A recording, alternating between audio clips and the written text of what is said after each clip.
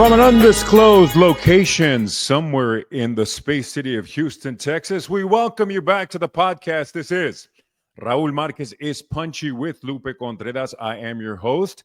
Happy Memorial Day to everyone. While most of you guys are laying by the pool and maybe you're on the beach, we are bringing boxing coverage to literally our dozens and dozens of followers across the world. If you haven't subscribed quite yet, please do so because things are looking pretty sad right now up on the internet. Not many followers at this time, but we still are championing through.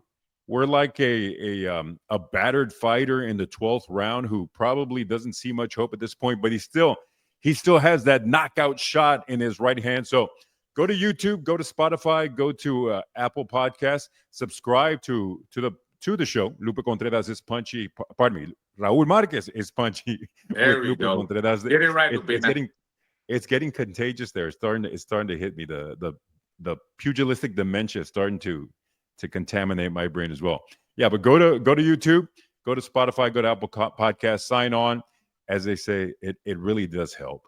And as you can hear in the background, the one and only, the star of the show, former U.S. Olympian, part of the 1992 team, former IBF Super Welterweight World Champion, former Showtime broadcaster, and current Little League super fan, Raul El Diamante Marquez. You're rocking the Little League shirt. I don't even have to ask you what happened this weekend because I know exactly what was part of your day.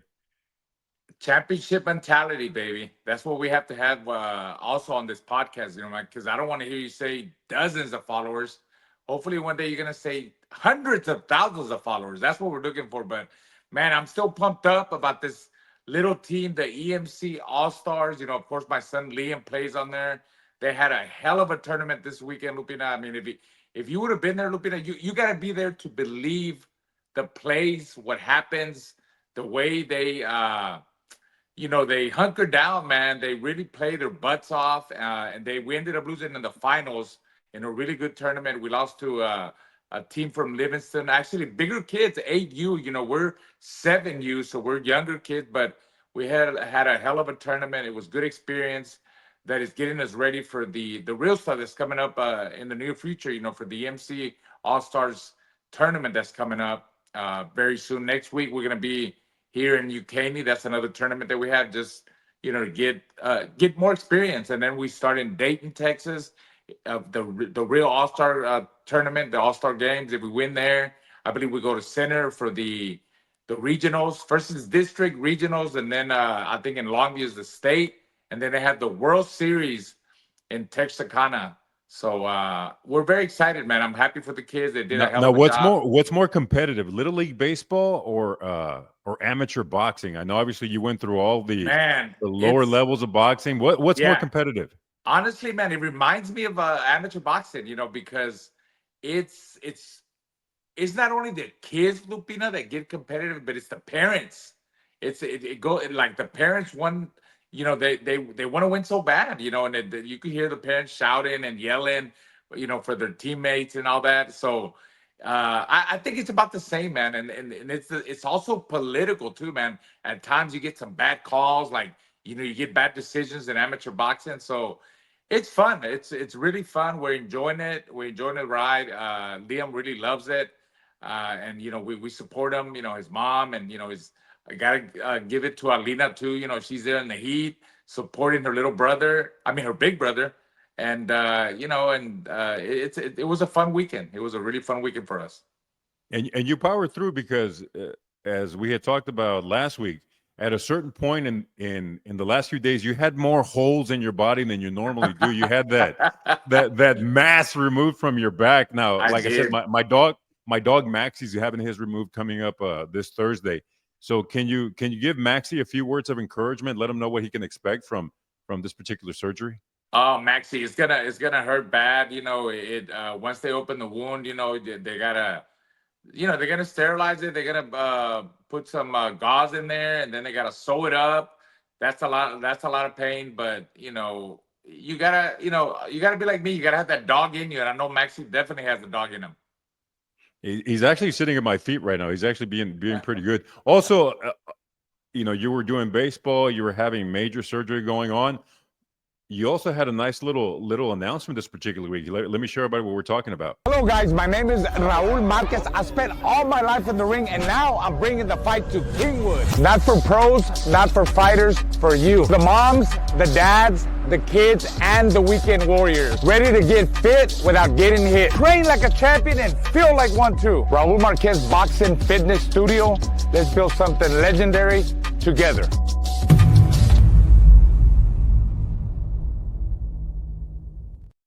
This announcement makes me feel really good because of the fact I know that if everything goes completely to hell, if this whole podcast experiment happens, I've got myself a job there, right? Do I have to apply? Do I have to talk to the owner? What do I have to do? Credentials, background check? How does one get hired at this particular place? You got it right now, man. But you're not gonna get a job because you're like a hot potato right now, bro. You're booked. You got 5 shows in 1 month, dude. Even 6 shows in 1 month. So Lupina's wanted right now. He's the most wanted ring announcer. So you're not gonna get a job. But if you do ever need one, you're gonna be the first one at my gym. So I'm very excited. What's the timeline? When is the gym actually opening up? I think we're looking hopefully by August. Hopefully by August we'll open up the gym. Very excited. It'll be here in Kingwood, Texas. Not too far away from my house. Fancy part of town too. So it's not like the one we call the ghetto gym, the one where you let me train, where you say hit and don't get hit. But every time I've gone to your gym, I get the hell beat out of me. But this is going to be a different type of format, correct? Yeah, more like the boxing fitness. The cardio. The stay home moms and the high school kids, the middle school kids. We're gonna have morning classes, evening classes. I'm very excited about this project. Talking to all my partners involved. We got a good team behind it. We got a good social team behind it. We got people that know about gyms, and we're very excited to open up this gym here in Kingwood. I think it's going to do very well.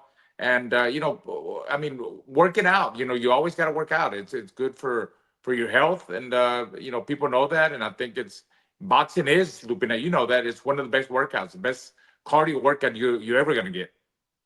Well, while you were making your money moves on that side, I was out in California last week. Got to do a show in Hollywood. We had Vic Pasillas, who was nice to see him get back in the ring. He's a guy who, he's had some pitfalls outside. He took on Carlos Jackson out in at the Avalon in Hollywood. Had a really nice performance. Did you get a chance to check it out? I do. I remember Vic Pasillas. I covered him on Showtime when he fought Raul Salim, and he went down a bunch of times, like in round 2, round 6, round 9, round 11. I believe that was his only loss. But his win over Carlos Jackson, I think it was he gutted it out, man. It was a good victory for him. And at age 33, Lupina, I think he needs to take the next step. He's ready for the Venado Lopez or Brandon Figueroa or even Robeses Ramirez. If they give him an opportunity at a world title, he needs to take it. He looked really sharp. He took on a very game Carlos Jackson, the guy who is legit opposition, and he looked probably the best I've seen him in a while. We also had Johnny Mansour, who is part of one of the stable mates of your son, Gio Marquez. Part of the Overtime boxing. He had a nice little performance there as well. Had a really nice backing from the southern. He's from San Diego, so he had a lot of support there, and it was a good show. And I tell you what. One thing you can say about California is the Beach Boys weren't lying, man. When they were talking about California girls, there were some beautiful women at that show. But enough of me sounding like a creepy old man. Let's move on to some boxing news, and we move on to what we call the main event. And as we've done the last couple of weeks, we've had to go overseas to basically get some of these world title bouts.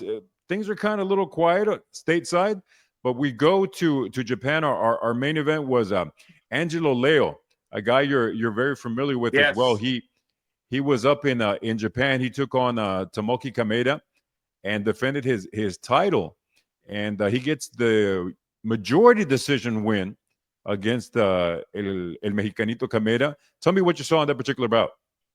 Well, El Chinito Angelo Leo, man, from Albuquerque, New Mexico. We saw him score a knockout Fight of the Year candidate when he knocked out El Venado Lopez in his hometown to win the world title. He's on a 6-fight winning streak ever since he lost to Stephen Fulton. I covered him on Showtime, covered him on Showbox. His experience took over. I think his jab was very important. He landed the better combinations. He was able to outbox and Mexicanito Kameda. I think it was a really good win for him. And, he made a statement. He made a statement in Japan. When you go over there and you win like that, he won clearly. I think it was a good win for him. And, he said he's going to go vacation now in Japan over the summer, Lupina, and he's calling out the monster Inoue. He sent out a message to him by his performance. Whenever Inoue is ready to move up to the featherweight division, Chinito Angelo Leo, he's ready for him, and I think that would be a hell of a fight. What's interesting is with a lot of these opponents that they bring over to Japan, they don't bring you to win.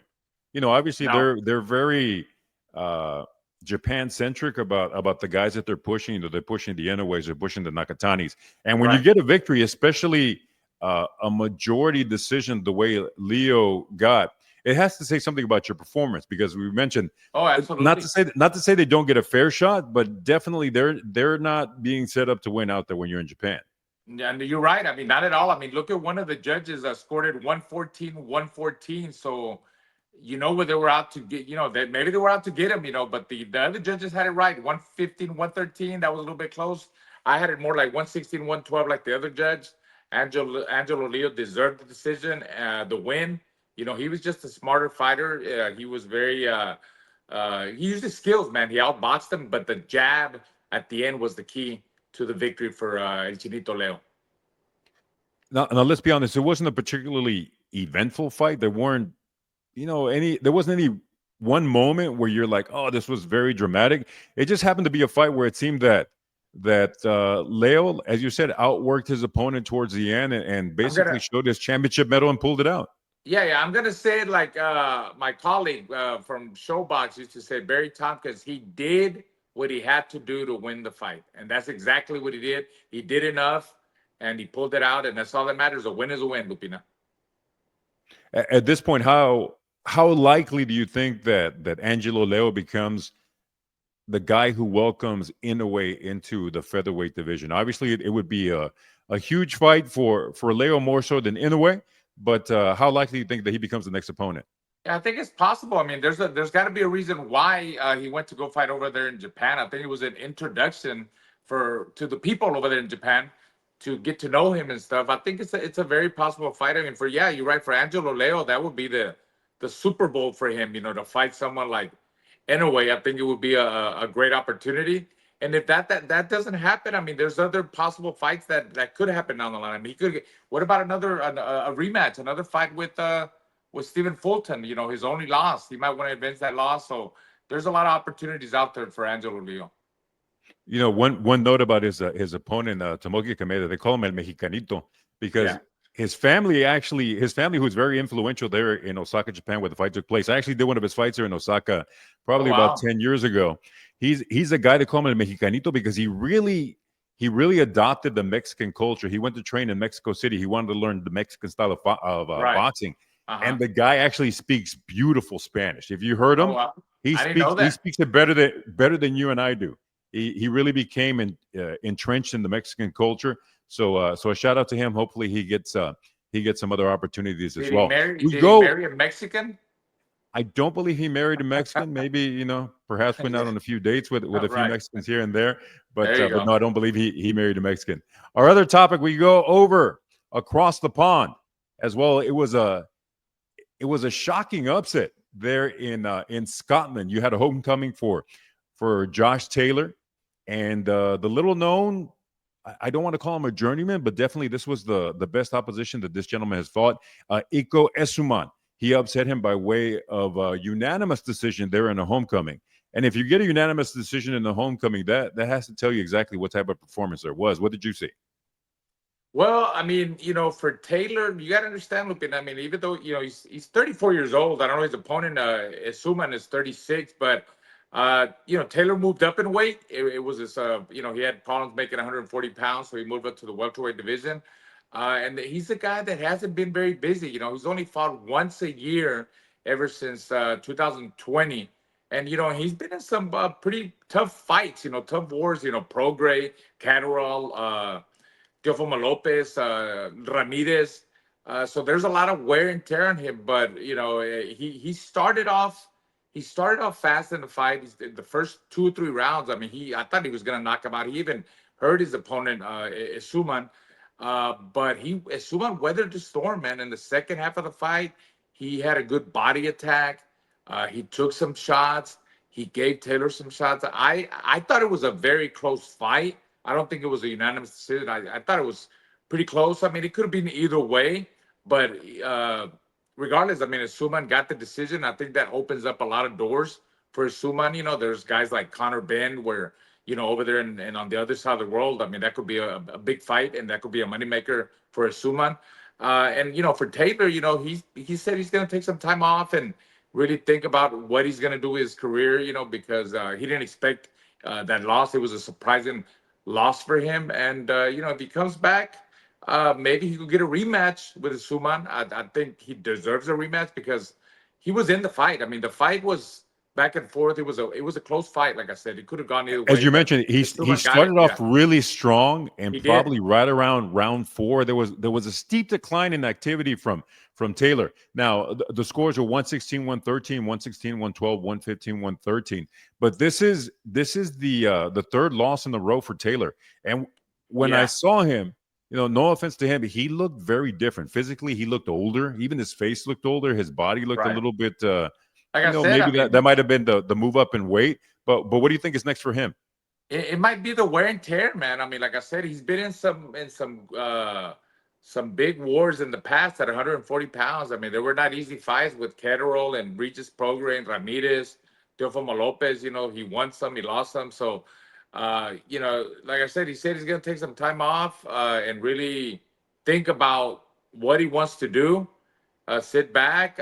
He might have a couple of more fights in him. I think at 147, he should give it another try. Why not? And if not, maybe it's time for him to hang him up. Now, also on the undercard, there was a nice performance by what they're calling the next big British heavyweight. It was Moses Altuma.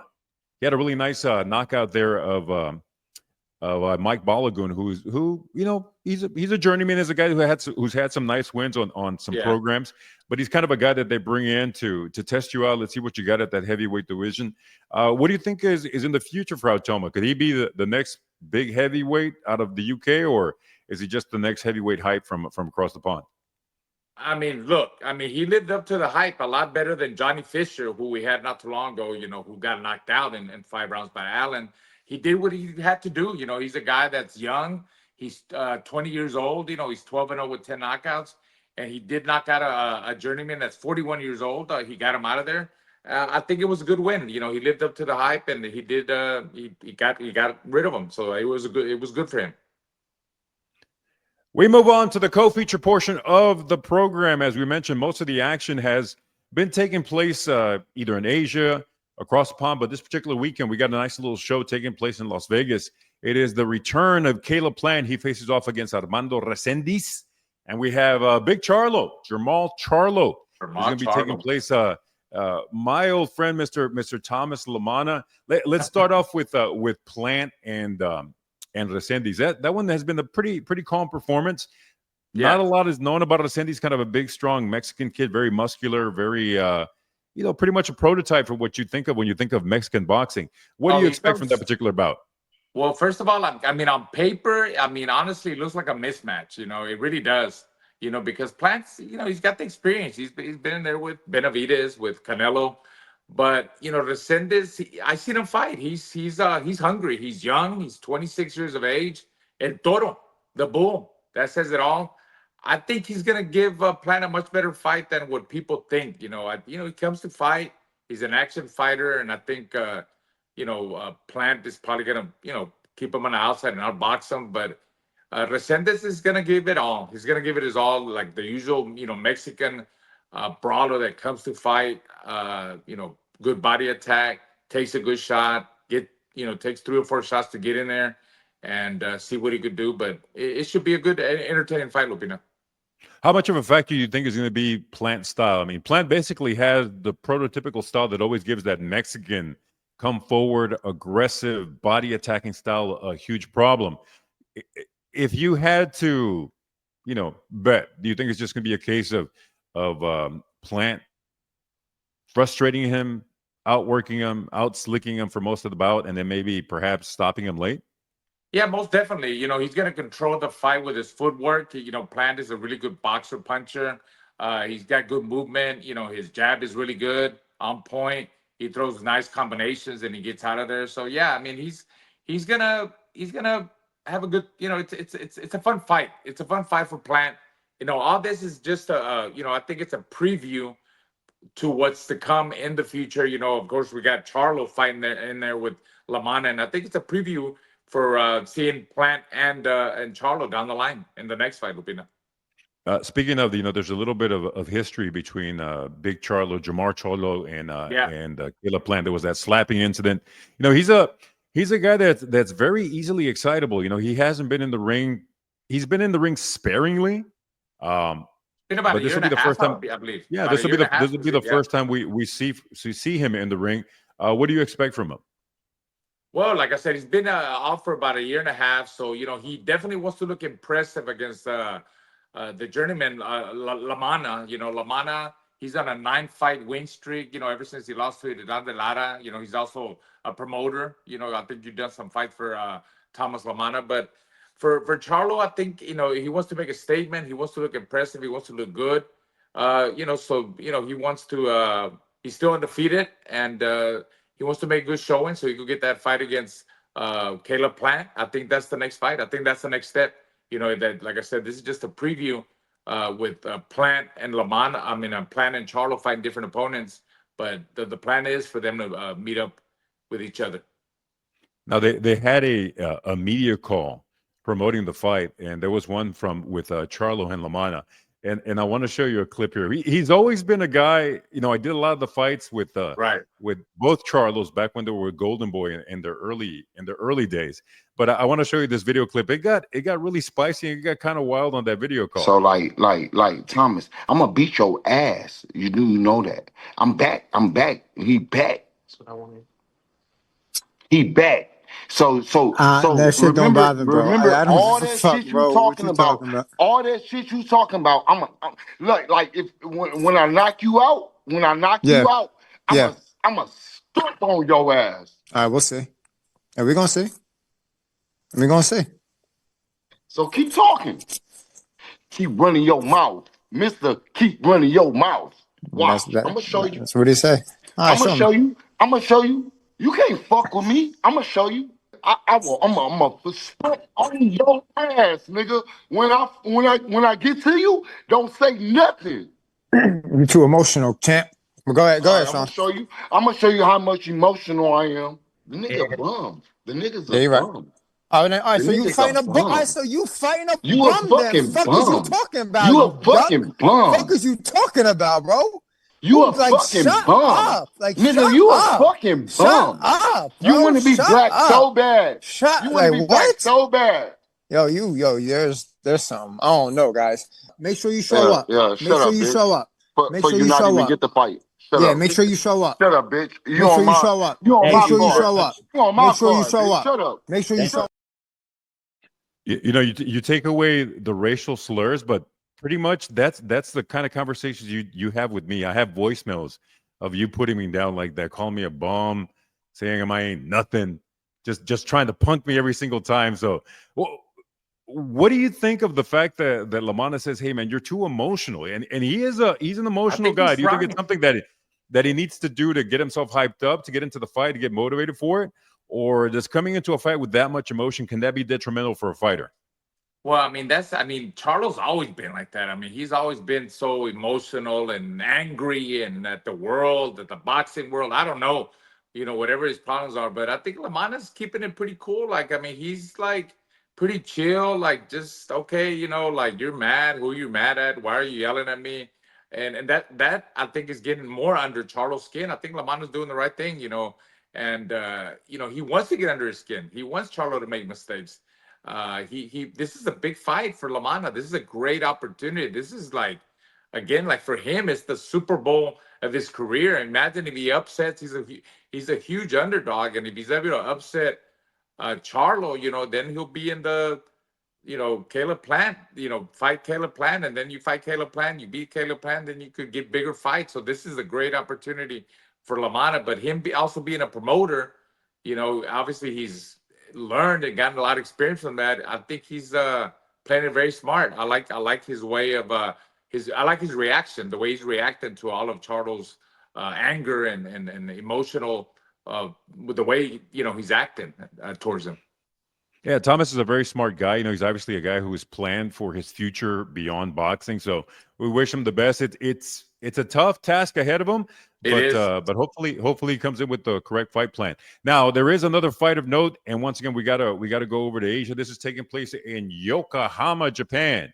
It is Eduardo Sugar Nunez out of Los Mochis. He's going to be taking on the Sori. Actually, let me make sure I get this name right. It's Masanori Rikiishi, and they're fighting for the vacant world title. What do you know about Nunez? I've seen footage of him. He's 27-1, all 27 victories coming by way of knockout. His opponent is 16-1 with 11 knockouts. The only name of note that I could find on Nunez's record was Miguel Marriaga, who's a guy who's lost to Valdez. He's lost to Lomachenko. He's always been one of those guys that's kind of been a B- type of fighter. What do you see in Nunez besides the power? What do you think is there from him? Well, I mean, he's from Los Mochis, Sinaloa. I mean, that's a hotbed for fighters. He's going to be a decent fighter when you find some guy from Los Mochis.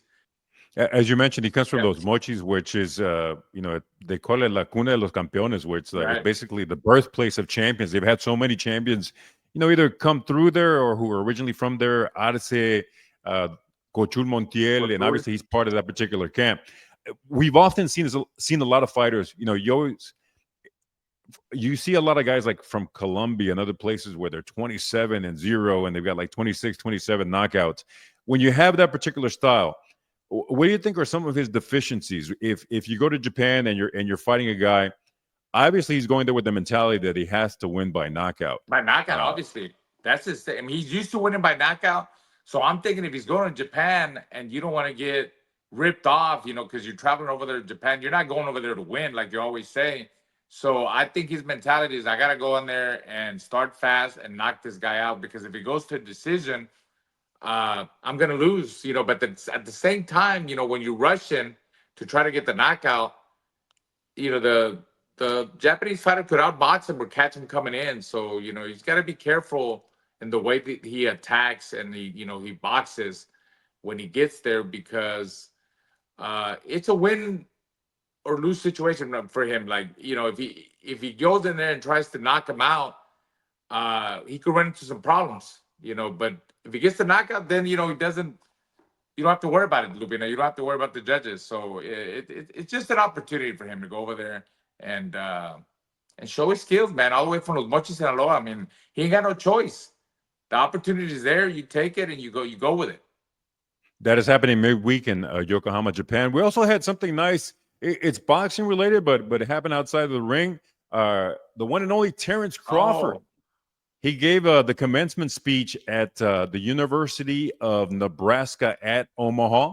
So it was nice to see him getting his recognition. Nice. Crawford is a guy that I don't think people realize exactly how big of a figure he is in Omaha, Nebraska. He's basically Omaha's only professional franchise. There's college football, there's college basketball, but when it comes to professional sports, Terrence Crawford is the guy. Obviously, he's got the proposed fight that's coming up that, from what we believe is happening on when it does sometime in September at a place yet to be determined. But it's nice to see those types of recognition, those types of things being handed out to fighters, especially fighters who have been working hard in obscurity for so long, and it's nice to see him get that respect. And not only that, Lupina, like, Terrence Crawford, you've been around him a couple of times, and I've had the conversations with him, and being that he's such a great boxer, and like I said, we think that he's gonna beat Canelo. He's so humble, man. He's so accessible. He's he talks to everybody. So I respect fighters like that are He's a very humble. he's a Yeah, he's a quiet, humble, but right. also Oh, there's dogging him. don't There's dogging him. don't get crazy with him. Do not get Right, crazy with right. Terrence Crawford because you Well, will you find want out him. real Hey, quick. if you're going down a dark alley, you want him on your team. Yeah, you do. You want to be on Terrence Crawford's good side. Right. You do not want to be on Crawford's bad side. But he's also a business guy. He has ties with Warren Buffett there in Omaha, who is one of the greatest investors of all time. And he's a guy that's managed his money really well. He's a businessman, so it's nice to see that he's getting that recognition. Now we head to the part of the show which is the undercard, the place where I dwelled for so many years, sitting behind the great Michael Buffer. And making my little chequecitos there in boxing. Chequecitos. That's all that matters, man. That's all that matters. That's all that matters. Now, we've always talked about there's only certain subject matters that you can discuss with you. There's boxing, there is money, there is sex, and there's, of course, Raul Marquez. So what I like to do in this segment of our podcast is basically expand your horizons, let you know some of the things that are going on outside of those four topics. And what I've decided is just kind of let you know what's been going on in the world of entertainment of late. This is our Hollywood segment. I want to let you know what's been happening in music, in entertainment, and whatever's been going on. Now, the big story this particular weekend was there were a lot of disappointed Mexicans here in Dallas, Texas. I'm not sure if you heard, but the one and only Julián Álvarez, if you're not familiar with him, one of the biggest regional Mexican stars in all of the U.S. and Mexico. He was supposed to perform to 50,000 fans at the Dallas Cowboys Stadium, and he was not allowed. Yeah, he was not allowed. Apparently, there were some visa issues. He was a guy who, and you know how tricky it can be, Diamante, when you're a public figure. I'm sure you've been around people that you're like, hey, I'm not really sure who this guy is. But you don't want to be rude. You take pictures with them. Maybe you get hired to make an appearance somewhere. Right. And there can be that stigma where, you didn't know exactly who you were working for, but all of a sudden now you're connected to this person. That person has a shady type of background. Right. And now that stink is on you as well. Yeah, it's happened before. I mean, it actually happens a lot, Lupina. So you got to be careful, man. I don't want to mention any names, but I met some people that are very at times man, what are his plans? What is he trying to ask me for? You're like, what does this guy actually do? I've been in places, what's his next step? I've been in places as well where you know me, I'm not particularly social, especially after you're more of a guy that likes to hang out at the hotel bar, the casino bar, you're down at the lobby, you're having drinks. Yeah. For me, for the most part, when I get done, I'm done, man. I go to my room. You're right. I start packing my stuff. You know what? Which is safer, man. You're safe. It is much more boring, but it is much more safer. But I've been around some people too, where I'm like, what does this guy do? Yeah. You see what he's wearing. You see some of the stuff that he's rocking, and you're like, this guy is definitely making some bank. How he's getting it, where it's coming from, I'm not quite sure. But for those who cannot maybe place Julián Álvarez, never really listen to his music. Let me give you a little bit of background on him. He's a guy that he sold out SoFi Stadium back in April. So in April, he was allowed into the country, and because they said that the ties with organized crime weren't there, he sold it out 3 nights in a row. The only other people to do that were Beyonce, the Rolling Stones, and to give you some idea as to how big an accomplishment that was, a guy like Bad Bunny, who everybody has heard, Bad Bunny has crossed over into mainstream music. He wasn't able to do it, but that was the big news here in regional music. Another thing that also caught my attention: Jennifer Lopez is being sued, and what found me a little bit perplexed was the fact she's being sued because of the fact that she used pictures of herself. What? They're pictures of herself. How's that work, man? That's weird. Okay. So I looked into it. So she used pictures of herself that were taken at I believe a Golden Globes award ceremony. It was taken by a photographer. The photographer was working for a very specific company, and apparently those photos are copyrighted. J-Lo went on her social media, used those same pictures, and apparently used them to promote some other thing, the jewelry she was wearing, the clothes that were on there. And I think what a lot of people don't realize is just because it's you on there doesn't necessarily mean that you own the rights to those particular images. If you look at some of the contracts that we signed, what happens in boxing, Lupina, like the photographers, they own if they take a picture of me or me and you together or at a boxing fight, they literally own that picture. It doesn't mean that I could just go and use the picture because it's me. That's kind of like what happened, right?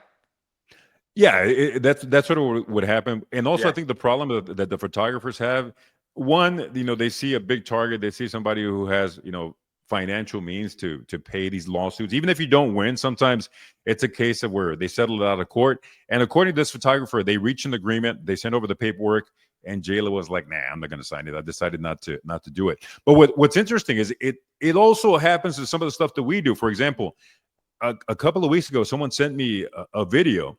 And it was the new music video Mexicano Soy, which Canelo came out to. My kids that's the Canelo comes out to that. Right. And they showed me the music video, and my image appears on that music video because it was part of Canelo's big time, Lupina. Hey bro. Some of us got it, some of us don't.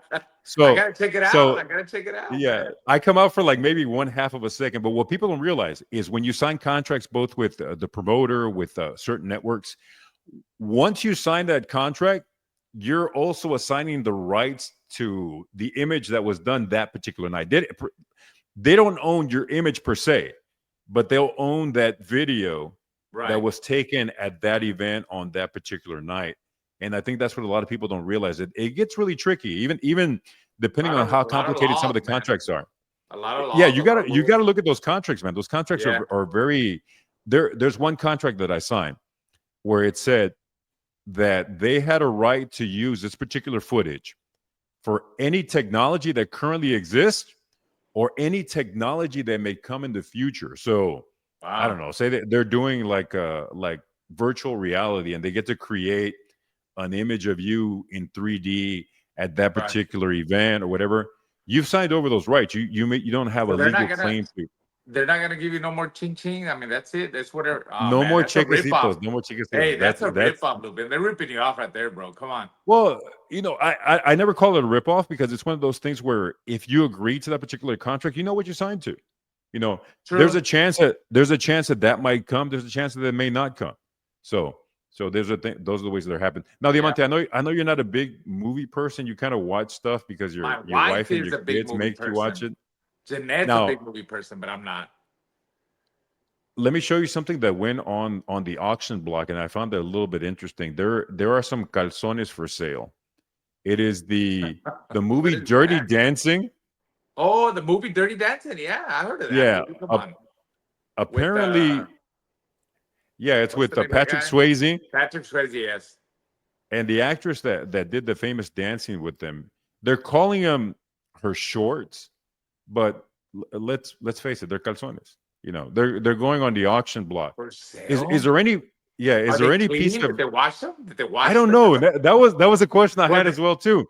And judging by that like that all sweaty and that the movie was like 30 years ago, so that's 30 years of butt sweat. That was there's some stinky calzones, bro. And you never know, as perverted as the world is today, maybe they might be worth actually more dirty than they are clean. Is there any piece of either boxing memorabilia or perhaps movie memorabilia that you would say, you know what, I wouldn't mind having that in my home? Nah, man. I mean, I've never been a guy that collects memorabilia like that. Now, I do have a friend that, look, I remember when, I think it was Mayweather. It was one of Mayweather's fights. And you know how they take the wraps off, Lupina? They take the wraps off and all that, and they just throw them on the floor. Whatever's left, the gauze. Well, guess what? He went and picked it up, Lupina. It was all bloody, and they might have spit on it. He went and picked it up and he kept it, man. But he's the kind of guy that keeps that kind of memorabilia.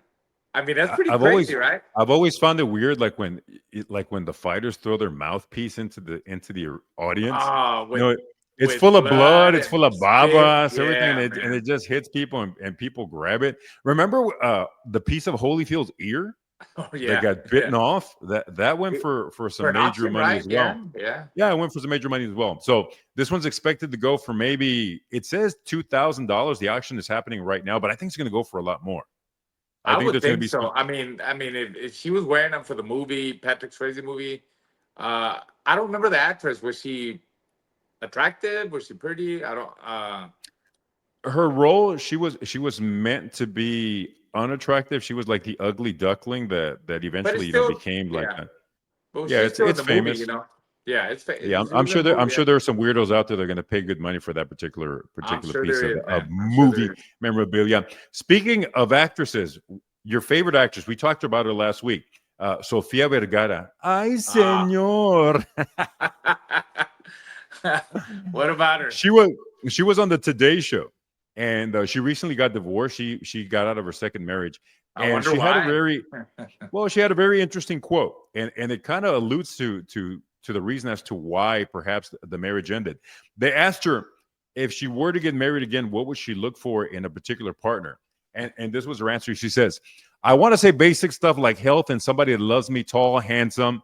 And then she went on to get to the gist of it. She goes, "I want somebody that makes as much money as me or more, because if not, it's a nightmare. They end up resenting you." You know, Diamante, I'm not sure how this goes for your personal relationship, but as far as our relationship is concerned, she sort of does have a point, because I kind of resent you a little bit because you make a lot more money than I do. You have a lot more money in the bank, and you also make it a point to show me the receipts about how much money is there and What are how you much gonna money come I up don't with? have. But do you think she has a point somehow that if, especially when the woman is the bigger earner, she was married to an actor who had some success. He had some brief moments of highlights, but definitely not on the level as her. You think when there's an income discrepancy in the relationship, that tends to be a big problem? I think if it's the woman making more money, Lupina, probably yes, but I was raised, old school with my father, we're the men in the relationship. We go out there and work and make the feria.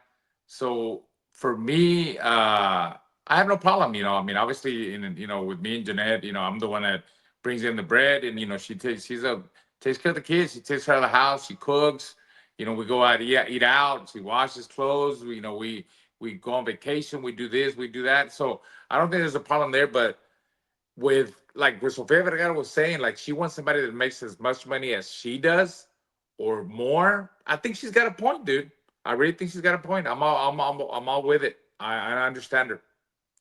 Now, let me ask you this. You said that there's not a problem because you are the high income earner. Now, if the roles were switched, there was a For they me, talked to it. They yeah. talked to a relationship psychologist, and she mentioned some of the things that can arise from that. She said that usually what happens is the more wealthy partner, they perceive that they should have more control, they should have more say so in the relationship. And typically, as you said, when roles get reversed, especially in our society, obviously the man typically is the guy who is the higher earner.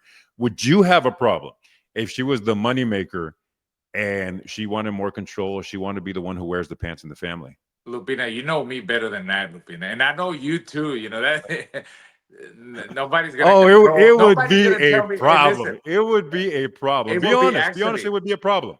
Yeah, it would. Because I'm a guy that I feel like I know about money and I know how to manage money very well. So my wife doesn't question that. She knows that she knows I'm in control of that. She says, you're the man of in the relationship, so you know what to do. You know how to manage money. So, but asking me the question, like, would you ask, like, if I could have a woman control me and be controlling what I spend and all that? And I don't think I could do that. I don't think I could live that way. Now, That one of doesn't the go. suggestions that the psychologist made was, she said that people should split things equitably. Like when it comes to bills, if you're making 75% of the income, then you should be paying 75% of the bills. And if the woman is making, or the other partner, I should say, is making 25% of the income, she should be paying 25% of the bills. Is that something you think would work in your relationship? Now everybody has their understanding. I know how it works. I know what works in my relationship, and me and my wife were in agreement. And that's it. But everybody to each his own. Cada quien, right? Cada quien. It said also that the couples, especially when there is a huge discrepancy in income, that you should talk about money sooner or later. I'll be honest with you. Anyone that I've been involved with Yeah. in a significant relationship, they never really had any idea as to how much money I made or how much money I didn't make. They had some assumptions by some of the things they saw and some of the things that I did. At what point, say someone who is getting into a serious, committed, matrimonial relationship, do you agree that money needs to be talked about sooner than later? To a certain extent, I think to a certain extent. I mean, but when a girl gets with a man, I mean, or vice versa, they know more or less, if a guy is financially stable, or where he lives, what he's driving, how he eats, how he dresses. I mean, you could pretty much tell, Lubina, if a guy's, or he's living still at his parents at 40 something years old or 50 years old. That's pretty much, you could tell. I don't think that's something that you need to ask. You'll be able to tell just by seeing how the person acts and their behavior. But you're avoiding the question. How quickly should one talk about money? Should it be within the first couple of dates, when you realize that maybe this is going to something more serious? When? Honestly, to me, it's not important. I don't think that matters. I don't think it should matter whether someone's worth $10 million or someone is worth. Yeah. But you're speaking ideally, though. You're speaking ideally, but let's face it. It does matter. It does matter, and people use different terms. People use terms like, I want someone to be successful. I want someone to give me security.